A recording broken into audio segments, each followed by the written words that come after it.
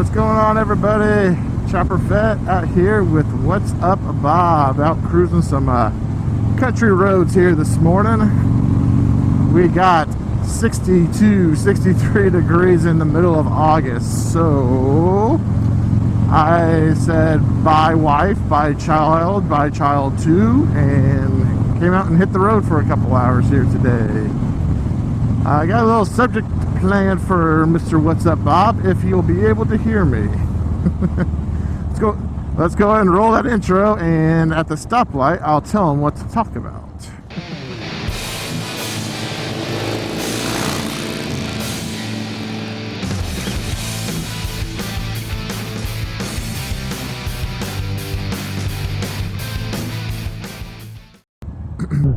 Not exactly a stoplight, but yeah, whatever. Just start talking about what motorcycle you would buy if it wasn't a Harley.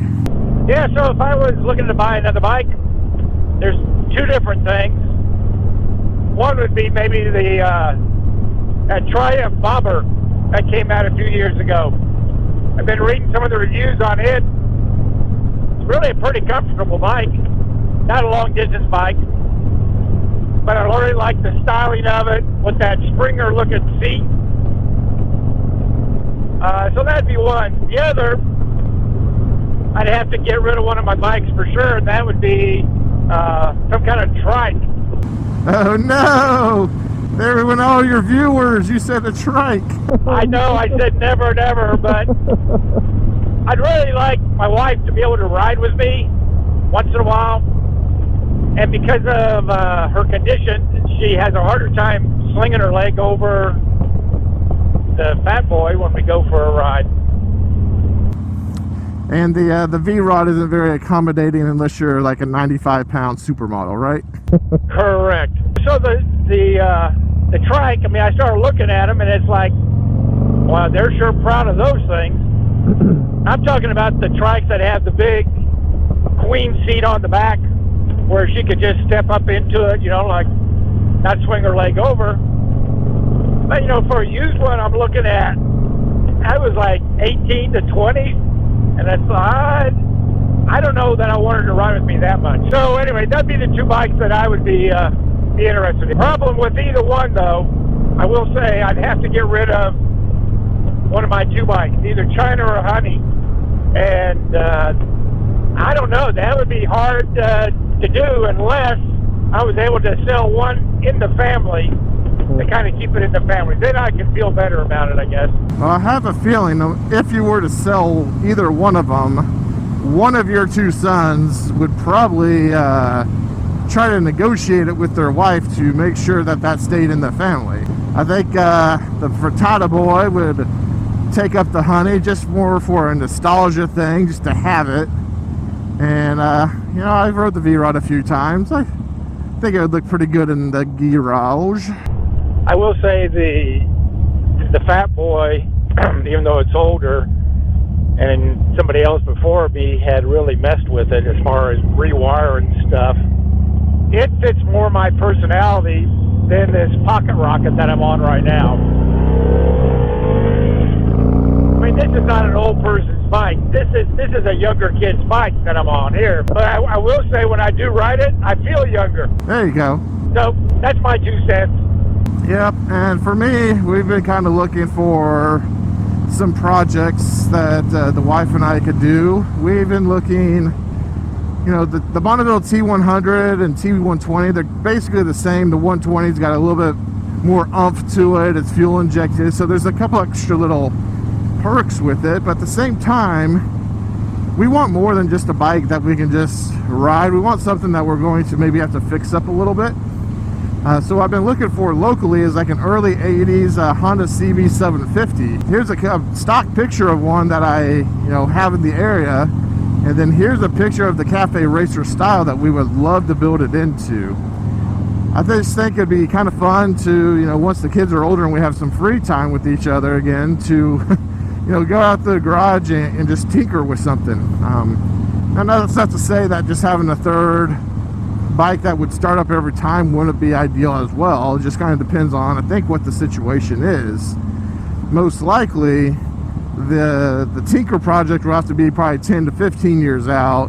Whereas if we wanted to get something built in the 2003 and above range that we're kind of looking in for the Bonnevilles, those we could do turnkey and just, you know, ride and enjoy. So I think all for us, it's all about the timing of the purchase. Well, and what you're finding out is with one kid, it limits you a little bit. With two kids, you get limited a whole lot more as far as what you want to be able to do financially or even physically be able to go do. One thing for sure, Grandpa and Grandma are always here to help out as far as watching those grandbabies. Yeah, well, we appreciate that because, you know, I ran the totals for next year because next year will be the first year we have 2 kids in full daycare. Guys, I could go buy a brand new Harley Davidson for the amount it's going to cost me for 1 year of daycare. I think I ran the figures, it's going to be close to $21,000 for the 2 kids in daycare next year. Is it worth us to even do that? Should we just stay at home? Yeah, those are questions that we've asked ourselves. But after the last 2 weeks where we've had 2 kids at home because our daycare was closed, I think we're leaning more towards we're not paying her enough. My wife, your mom, did daycare at our house for years, and there's the wear and tear on your house to consider also. You have the kids and you're trying to manage taking care of 4 or 5 kids, let's say, and in the meantime they're running, you know, you've got an area for them in the house, but your house does not become your home anymore. It becomes a workplace. Yeah. Well,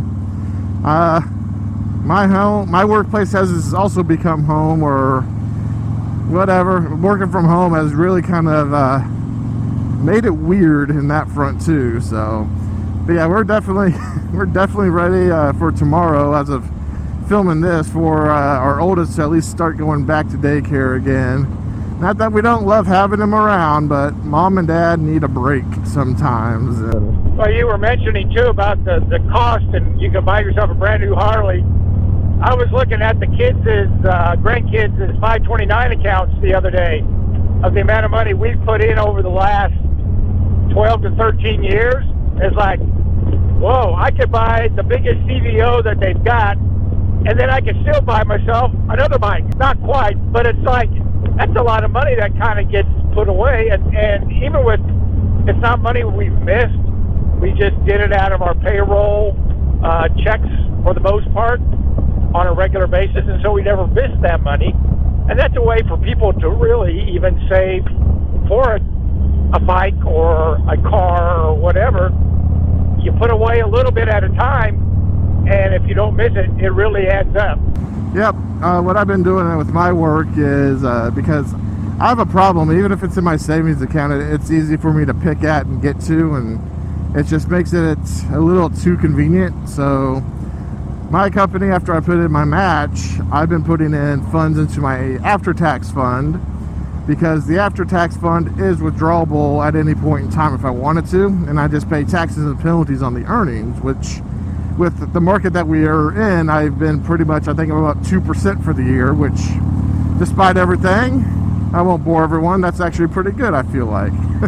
But yeah, I mean, there's ways to keep that savings, and so, you know, I know once we get both kids out of daycare, I'm thinking, all right, it's time to get that motorcycle. And no, now it's time to replace the wife's car, or give her my car, and I have to get something else. So there's always going to be that expenditure that comes up out of the blue, or something like that, you know. That's right. You have to be prepared, because those things are going to happen. You're going to have an air conditioner go out in the house, or something's going to go where you need that little bit of extra. You know, Dave Ramsey has a pretty good program, I feel, for getting people to be able to save and get out of debt and all.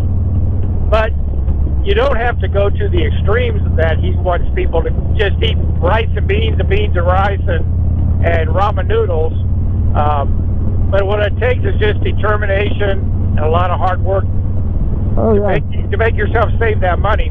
And it's a lot like trying to go on a diet. If you've been used to eating, overeating, and then you try to cut back, it works for a while, and then you have to watch out so you don't get back into your old habits again. So it does take discipline. Oh yeah, for sure. I remember my my past life that I had racked up quite a bit of debt, and I had to kind of do a modified Dave Ramsey approach. Like you were saying, I mean, we don't agree with all of his philosophies, but a lot of them are actually really good, at least to get you the foundation for saving for the future. Well, and it's what he basically does is, watch these guys, he teaches people common sense, which I don't know, it seems like sometimes it seems to be so obvious, like why do you even have to tell people that? But sometimes people are so involved with their daily lives, they don't see what's going on. They don't see where their spending's going. Anyway, that's my 2 cents for the day. Oh, wait a minute, I did 2 cents earlier, so now we're up to 4 cents. Well, I hope you all enjoyed this episode here today. Again, just a little bit of a rambling between Dad and I. And as always, I will catch you guys on the next dark side, as this is the way. Chopper Fit out. See ya.